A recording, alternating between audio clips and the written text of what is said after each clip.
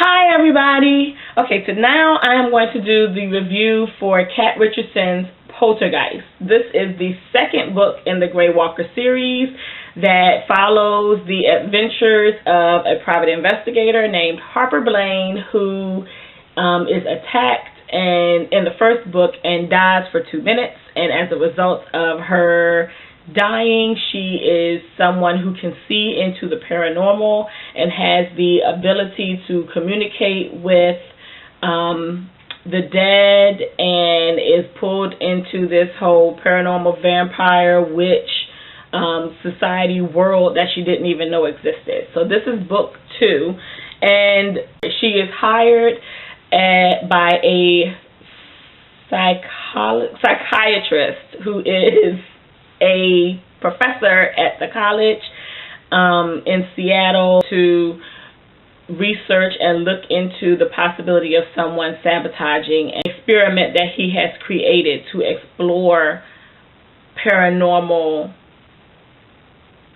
phenomena, and they call it PK, and I can't think of what the PK stands for right now. That's really bad. But it's a group that he's put together to hold a seance and essentially create a ghost. And now he feels that someone is sabotaging the results of his experiment.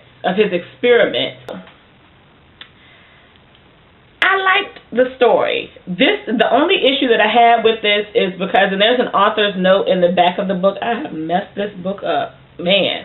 There's an author's note in the back of the book that explains why some things have been upgraded since the first novel that she wrote for the series. But there are some elements of it. The writing in this one is much more cerebral than in the first book. In the first book, it's very, it sounds educated, but it also sounds down to earth.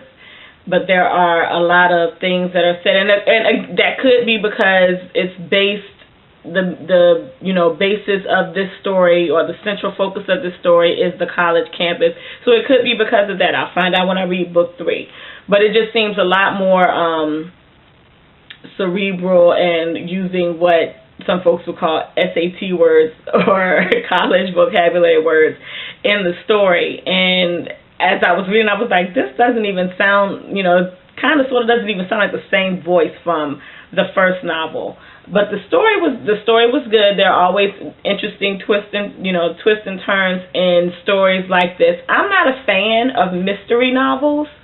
Yet I like this series because she's a private investigator, and the whole purpose, from beginning to end, is finding out who did what. It's a whodunit story. So it's finding out who did what that caused her to be hired, where this person went, what happened to this person. It's a whodunit series, and I'm not into the whodunit situation. Yet I have enjoyed the first 2 books of this series, so I will of course continue reading. I've bought book 3. When I bought this, I bought books 1 through 3 at the same time. So I already have that. So book 3 will be read sometime in the near future. I'm not going to say when, but yeah, I enjoyed this story, and I think I gave this 3 out of 5 stars on Goodreads. I couldn't give it 4 or 5 because, like I said, it didn't even sound at some points like the same voice. Oh, and there is an overabundance. Granted, it's based in Seattle, but my God, I don't ever have to visit Seattle, Washington, to know what it looks like, to know where things are, because they're all in this book. This is like a tour guide of Seattle. Seriously, there's so much information about Seattle and Seattle's landmarks and how something was built in Seattle. It's really Seattle overkill.